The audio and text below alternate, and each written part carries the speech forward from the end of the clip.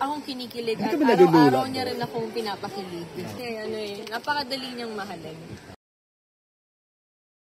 And, Hi po! basta. So ano, si Raver kasi palagi ng co-work si Mr. M. Ikaw, kamusta ang ano? Okay naman po. Actually, yung last na work namin together ni Mr. M was during The Voice Generation. So, ako, sobrang excited ako kasi first time ko makaka-work si Mr. M sa isang concert or sa isang show na out of the country. Yun, masarap katrabaho si Mr. M. Tsaka talagang tututukan niya lahat. Pero anong feeling na kayo yung poste dito sa show? Yun ang ina-expect talaga ng marami. Nasa gitna? Nasa gitna! Nasa gitna lang, pero lahat naman kami. Equal. Lahat naman po. Mukha lang kasi napwesto lang dyan. Pero parang kayo na yung mga senior stars ng GMA. Charot! Pantay-pantay po kami, pero aminin ko na ako po yung pinakamatanda. Hindi, sanay na kayo sa show, lalo Julie, ikaw. Yung iba naman kasi hindi sila sanay The newly signed limited star. So ano ba yung tips ka ba sa kanilang dalawa? Sa dalawang love team? Actually, wala naman ako masyadong tips sa bawat pairs. Kasi nakakasama ko namin din kasi sila sa All Out Sundays. So, medyo matagal-tagal na rin kaming nagkakatrabaho. And talagang may ibubuga talaga. Like, ang talented talaga both. Yan, sila Ruru, si Bianca, si David, si Barbie, kanya-kanyang galing talaga. So, pag pinagsama-sama pa sa isang show, talagang nagkataon lang po na kami ni Julie mas nakapag-show sa abroad. Pero excited na ako na magsama-sama kami. Makita rin ng mga global Pinoys natin sa Canada. Yung skill set na ibibigay ng Rupide ng Barda kasi magaling talaga sila. Dobi ba ang kaba dahil international to? Magpapasaya kayo ng mga malulungkot na Pinoy? Iba ang crowd. Iba ang Pinoy sa abroad. Alam natin. Parang siguro yung mindset kasi namin is really to make them happy and really entertain. Kasi yun ang goal namin It's to bring them closer to home. Kumbaga, yung mga namimiss nila sa Pilipinas, ibibigay namin sa kanila sa show. Yes. I think malamig pa ngayon sa Canada, no? Always naman. Forward din kami sa weather. Bilang summer sa atin, diba? So, masarap naman yung, like, alam ko, hindi rin nakaka-enjoy yung ganung kalamig. Pero kasi for us, mga Pilipino, may enjoy namin yun na for a brief moment, maranasan namin yung cold weather.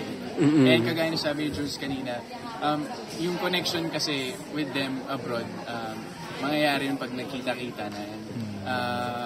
Lovingly kasi yung mga global Pinoys natin, especially yung mga from Canada. So, excited na kami na makausap sila, makaperform sa harap nila. Pero nakapag-Canada na ba kayong dalawa? Before? Yes, actually last year, nung August. So, around August, napunta po kami ng Toronto for Taste of Manila. Iba naman tong lugar ngayon, di ba? Ano to? Yes. Calgary and... Ako, first time ko pong makakapunta ng Calgary. Ito nakapag-Calgary. Before na kataon na sinuwerte na ikot din po namin kami nila Mr. M before. So, iba talaga yung crowd sa Canada. Mga kapuso natin, mga Pilipino sa Canada, nakakatuwa talaga sila kasama. Sobra yung hospitality, yung alaga nila, yung warmth ng pagtanggap nila. So, yun. Kagaya nga nun, last year nandun lang kami, kaya mas excited sila ngayon kasi nga ibang set of artists naman yung pupunta. Blessed kami, nakasama ulit kami ni Jesus, mas makabalik kami ulit sa kanila. Ano yung level na ng relationship niyo? Nandun na siya, tsaka yung gumagana naman siya. Kasi ang tagal na Charot. Hindi, kasi na-mention niya kanina. Parang, speaking of kilig, talagang araw-araw naman kinikilig siya. Iba si Mang Ray. Oo naman. Araw-araw akong kinikilig at araw-araw niya rin akong pinapakilig. Ano po, sir? Hindi ka nalulula sa ganong klase ng pakilig kasi social media and personal. Paano ba magpakilig ng araw-araw? Parang ang hirap ng gawin nun. Hindi siya nauubusan, di ba? Opo. Tsaka kasi si Ray kasi napakadali niyang mahalin. And it's really lovable. Si Julie. For me kasi parang araw-araw Valentine's pag kasama ko si Julie.